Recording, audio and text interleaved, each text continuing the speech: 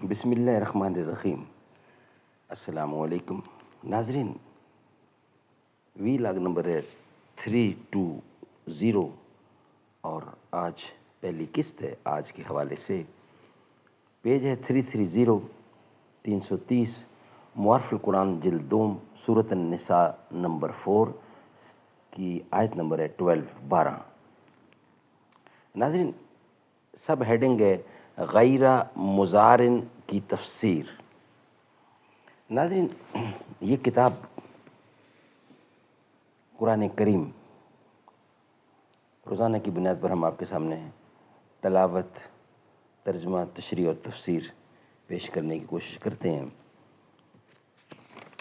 اس کتاب کا ٹائٹل ہے معارف القرآن جلد نمبر 2 سورۃ آل عمران سے لے کر سورۃ النساء تک، پارہ نمبر 3 کا رکوع نمبر 9 سے لے کر پارہ نمبر 6 کا رکوع نمبر 4 جو ہم آپ کے سامنے رکھنے جا رہے ہیں۔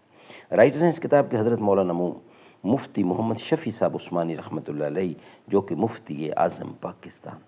نحمدہ ونصلی علی رسولہ الکریم، بسم اللہ الرحمن الرحیم۔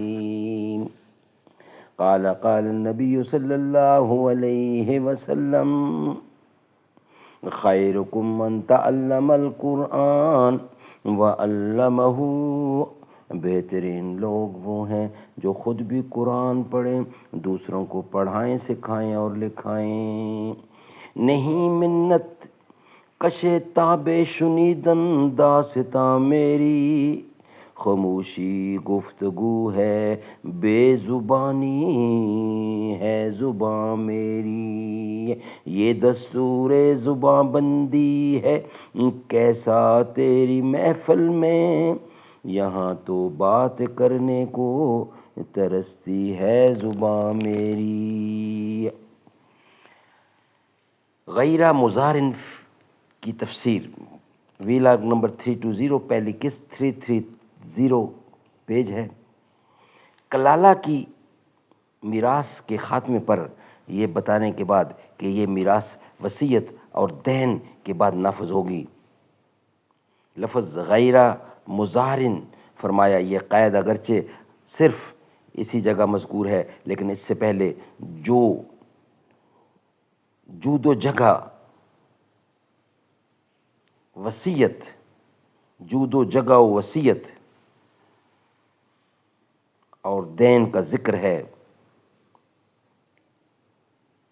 وہاں پر بھی معتبر اور معمول یہ ہے، مطلب اس کا یہ ہے کہ مرنے والے کے لیے وصیت یا دین کے ذریعے وارثوں کو نقصان پہنچانا جائز نہیں ہے۔ وصیت کرنے یا اپنے اوپر قرض کا فرض ادا یعنی اقرار کرنے میں وارثوں کو محروم کرنے کا ارادہ ہونا اور اس ارادے پر عمل کرنا سخت ممنوع ہے اور گناہ کبیرہ ہے۔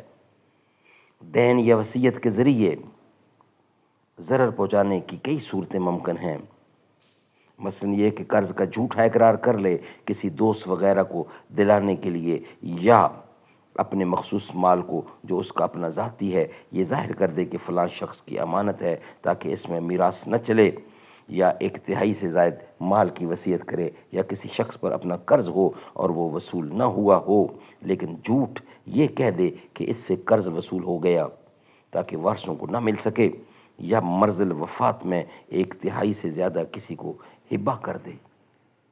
یہ صورتیں ضرر پہنچانے کی ہیں۔ ہر مورث جو دنیا سے جا رہا ہے اسے زندگی کے آخری لمحات میں اس طرح کے اضرار سے بچنے کا اہتمام کرنا چاہیے۔ ناظرین، ہیڈنگ ہے مقررہ حصوں کے مطابق تقسیم کرنے کی تاکید۔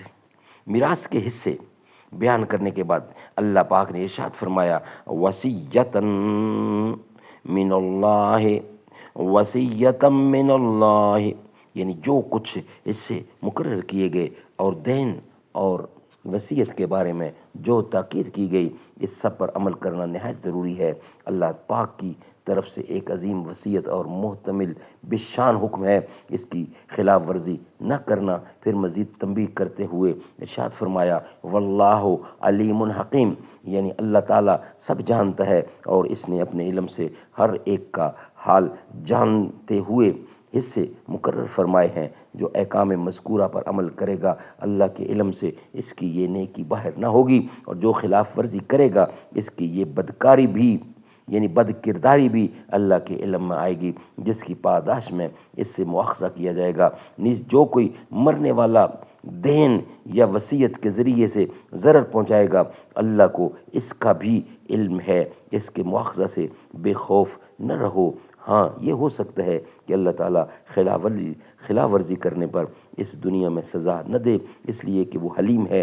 خلاف ورزی کرنے والے کو یہ دھوکہ نہ لگنا چاہیے کہ میں بچ گیا۔